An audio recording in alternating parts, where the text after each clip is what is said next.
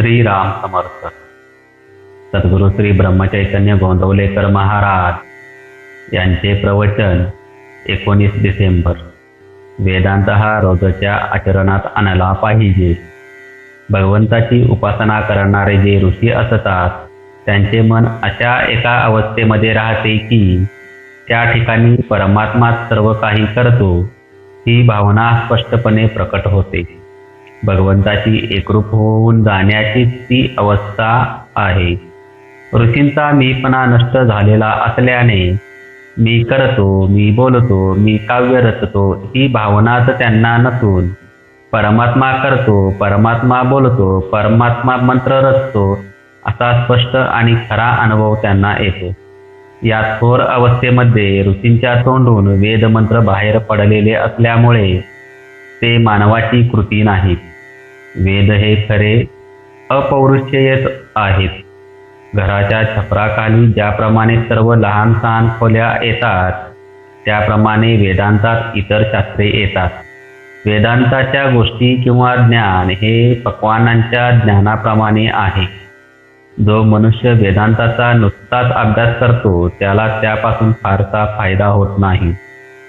वेदांत हा रोजच्या आचरणात आणला पाहिजे. खरे म्हणजे विद्वान लोक हा वेदांत अत्यंत कठीण करून जगाला उगीच फसवितात. मग सामान्य माणसाला वाटते की अरे हा वेदांत आपल्यासाठी नाही. वास्तविक वेदांत हा सर्वांसाठी आहे, मनुष्य मात्रासाठी आहे. वेदांताशिवाय मनुष्याला जगताच येत नाही. आपले आकुंचित मन विशाल करणे, आपण स्वार्थी आहोत ते निस्वार्थी बनणे हेच खऱ्या वेदांताचे मर्म आहे. भगवंताच्या प्राप्तीचे नियम आणि व्यवहारातली वस्तू प्राप्त करून घेण्याचे नियम यामध्ये फरक आहे.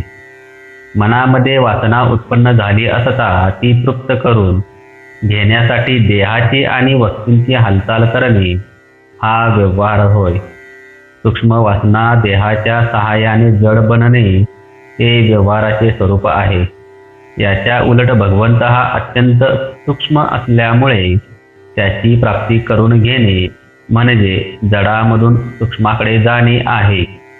तेव्हा भगवंताचे साधन हेही जडामधून सूक्ष्माकडे पोहोचवणारे असले पाहिजे. जड देहाशी संबंधित आणि सूक्ष्माशी निकट चिकटलेले असे साधन असेल तर ते एक नामच होय. जो नामात राहिला त्याचा वासनाक्षय झाला. पुष्कळ वेळा चांगले अधिकारी जीव एखाद्या लहानशा वासनेमुळे अडकून पडतात. मग ते अध्यात्मदृष्ट्या चांगल्या कुळामध्ये जन्म घेतात. तिथे त्यांची वासना तृप्त व्हायला वेळ लागत नाही, म्हणून ते लहानपणीच जग सोडून जातात. त्यांच्या मृत्यूचे दुःख करणे बरोबर नाही. वासना ही दुसऱ्या कोणत्याही उपायांनी तृप्त होण्यासारखी नसून आपण जर भगवंताजवळ वास ठेवला तरच ती नष्ट होते. वासना नष्ट झाली की बुद्धी भगवत स्वरूपच होईल.